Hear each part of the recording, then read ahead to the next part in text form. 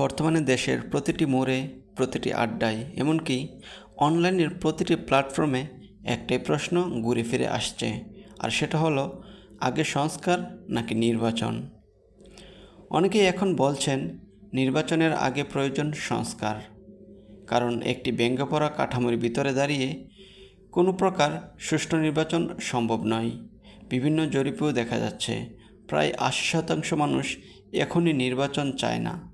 তারা চায় বিচারহীনতার অবসান, দুর্নীতির প্রতিকার এবং সব সেক্টরে ব্যাপক সংস্কার। বাংলাদেশের প্রতিটি খাত আজ ধ্বংসের কিনারায়। আইন আছে কিন্তু তার প্রয়োগ নেই। পুলিশ প্রশাসন, বিচার ব্যবস্থা, কোথাও স্বচ্ছতা নেই। বিদেশি ঋণের চাপ, রোহিঙ্গা ইস্যু, দুর্নীতি, বেকারত্ব, এসব সমস্যা দেশের মাথার উপর চেপে বসেছে। ৫৩ বছর পেরিয়ে গেলেও কোনো সরকারই জনগণের প্রকৃত কল্যাণে মনোযোগ দেয়নি।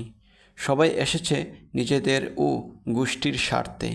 কোটি কোটি টাকা লুপাট হয়েছে, অথচ জনগণ এখনও পায়নি তাদের ন্যায্য অধিকার। তবে কিছু মানুষ আছেন যারা শুধু নির্বাচন যাপন করছেন। ঘুমের মধ্যেও বোধহয় তারা ব্যালট পেপার স্বপ্ন দেখেন। কিন্তু সাধারণ মানুষ এখন আর এতটা বোকা নেই।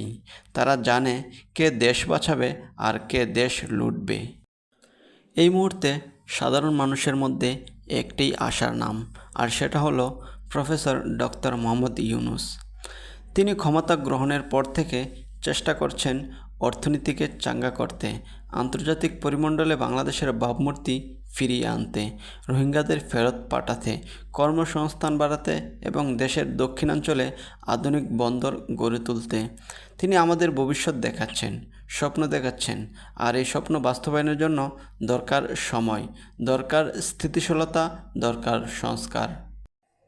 তাই যারা দেশের ভবিষ্যৎ নিয়ে চিন্তা করছেন তারা সবাই বলছেন নির্বাচন অবশ্যই প্রয়োজন, কিন্তু সেটা যেন হয় সংস্কারের পরে, বিচার ব্যবস্থার পূর্ণ স্বচ্ছতা ও দেশের সব সমস্যার সমাধানের পরে। আপনারাও যদি মনে করেন এখনই নির্বাচন নয়, আগে দরকার সংস্কার, আগে দরকার দেশের গঠনমূলক পরিবর্তন, তাহলে এই ভিডিওটি শেয়ার করুন, আপনার মতামত দিন কমেন্টে। এই পরিবর্তনের ডাক আসুক সবার কণ্ঠ থেকে। আগে সংস্কার, তারপর নির্বাচন। ধন্যবাদ বাংলাদেশ। ইনকিলাব জিন্দাবাদ।